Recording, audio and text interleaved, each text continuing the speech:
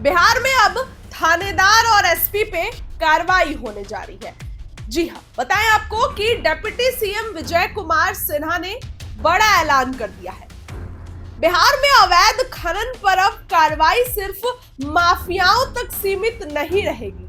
उप मुख्यमंत्री खान एवं भूतत्व मंत्री विजय कुमार सिन्हा ने यह साफ कर दिया है कि अगर किसी जिले में अवैध खनन, परिवहन या भंडारण की शिकायत मिलती है तो उस जिले के थाना प्रभारी और एसपी की जिम्मेदारी भी तय की जाएगी।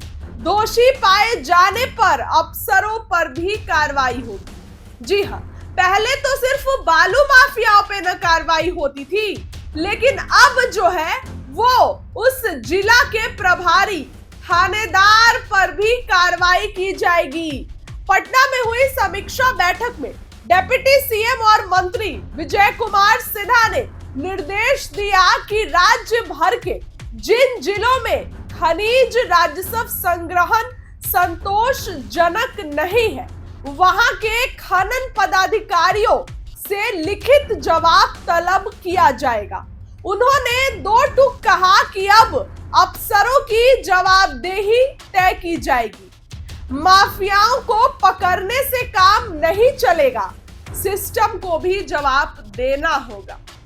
राज्य सरकार ने अब तक 463 बालू घाटों की नीलामी के लिए अधिसूचना जारी कर दी है।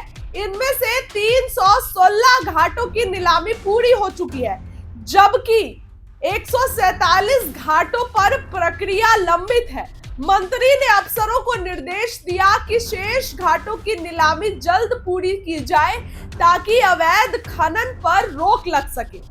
राज्य में पत्थर आयात करने वाले मध्यम भंडारण लाइसेंस धारियों के साथ भी मंत्री ने अलग से बैठक की।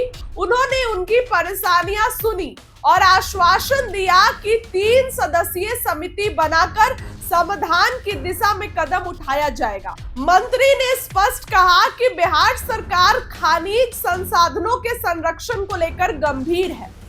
अवैध खनन, भंडारण या परिवहन किसी भी कीमत पर बर्दाश्त नहीं किया जाएगा। उन्होंने अफसरों को नियमित निरीक्षण और सख्त निगरानी के निर्देश भी दिए। यानी कि अब बालू माफियाओं पे कार्रवाई नहीं होगी। बालू माफियाओं के साथ साथ एसपी और थानेदार को भी जवाब देना होगा, उन पर भी कड़ी कार्रवाई होगी। डिप्टी सीएम और मंत्री विजय सिन्हा ने इस बात के निर्देश दे दिए हैं। पटना में समीक्षा बैठक की और इस पूरे मामले पर उन्होंने कह दिया है कि अब थानेदार और एसपी को भी नहीं बख्शा जाएगा। बालू माफियाओं पे तो कार्रवाई होगी ही होगी, लेकिन जो प्रभारी है उनको भी जवाब देना पड़ेगा।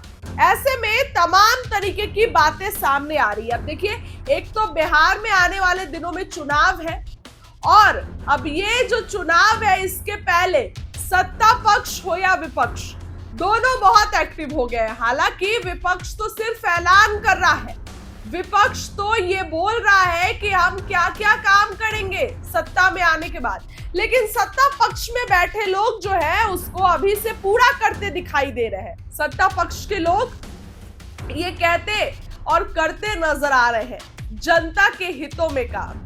ऐसे में विजय कुमार सिन्हा ने ये ऐलान कर दिया है कि अब थानेदार और एसपी नहीं बख्शे जाएंगे और जो है उन पर कड़ी कार्रवाई होगी। अगर बालू माफियाओं को पकड़ा जाता है तो उनको भी जवाब देना होगा। इस खबर के लिए इतना ही। बहुत बहुत धन्यवाद।